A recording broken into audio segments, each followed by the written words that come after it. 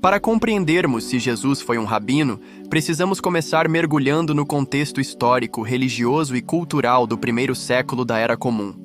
Jesus de Nazaré nasceu em uma região profundamente influenciada pela tradição judaica, com sinagogas ativas, mestres da lei, os chamados escribas, fariseus, saduceus e toda uma estrutura religiosa centrada na Torá. O termo rabino em hebraico é rabi, que significa literalmente meu mestre ou meu grande. Esse título era dado a mestres respeitados da lei de Moisés, pessoas que ensinavam nas sinagogas e interpretavam a Torá para o povo. Durante o período do Segundo Templo, especialmente após o exílio na Babilônia, o papel dos mestres religiosos se tornou ainda mais essencial. A sinagoga passou a ser um centro de estudo, oração e ensino. Assim, os rabinos não eram apenas estudiosos, eles eram líderes espirituais que guiavam as comunidades judaicas.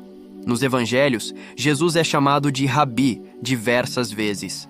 Seus discípulos frequentemente o abordam assim: Rabi, ensina-nos a orar. Rabi, onde estás hospedado? Mesmo alguns fariseus, como Nicodemos em João 3, o chamam de Rabi. Isso demonstra que Jesus era reconhecido como alguém que ensinava com autoridade. Mas o que distinguia Jesus de outros rabinos da época? Primeiramente, ele não possuía a formação formal tradicional dos rabinos do seu tempo. Jesus não estudou sob os grandes mestres da época como Hillel ou Shammai, nem fazia parte das escolas rabínicas tradicionais. No entanto, as multidões ficavam maravilhadas com seu ensino porque ele ensinava como quem tem autoridade e não como os escribas. Marcos 1:22. Jesus interpretava a Torá com profundidade e revelava seu significado espiritual. Ele não anulava a lei, mas a cumpria e a levava ao seu propósito pleno. Em Mateus 5, no Sermão do Monte, ele afirma: Não penseis que vim abolir a lei ou os profetas. Não vim abolir, mas cumprir. Outra característica singular de Jesus era seu modo de ensino. Ele utilizava parábolas, histórias simples e simbólicas com verdades profundas, como método pedagógico.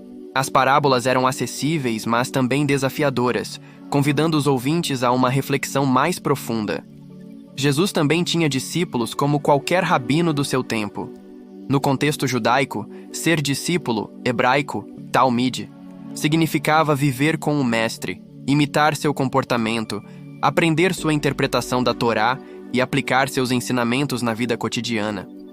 Os discípulos de Jesus o seguiam, viviam com ele, aprendiam com suas palavras e imitavam seus atos. Um ponto importante: os rabinos do primeiro século frequentemente se diferenciavam pela sua halachá, ou seja, sua forma específica de aplicar a lei. Jesus propunha uma halachá baseada no amor, misericórdia, justiça e santidade interior. Ele ia além da letra, alcançando o espírito da lei. Ao mesmo tempo, Jesus também confrontava os líderes religiosos da época. Suas críticas aos fariseus e saduceus não eram contra o judaísmo em si, mas contra a hipocrisia, a tradição humana que sufocava a verdade da Torá e o legalismo que impedia o povo de se aproximar de Deus. Há também evidências históricas de que Jesus participou das práticas judaicas. Ele frequentava sinagogas, observava festas como Páscoa, Pessach, Tabernáculos, Sukkot e outras. Ele também recitava o Shema, a oração central da fé judaica. Tudo isso mostra que ele viveu plenamente como judeu. Dessa forma, sim, podemos afirmar que Jesus foi visto e reconhecido como um rabino no contexto de sua época. Ele ensinava a Torá, possuía discípulos, era chamado de Rabi e participava da vida religiosa judaica. Mas mais do que isso, Jesus se destacava por sua autoridade única, sua compreensão profunda da palavra e sua missão divina. Ele era mais do que um mestre da lei, era o próprio Verbo de Deus encarnado.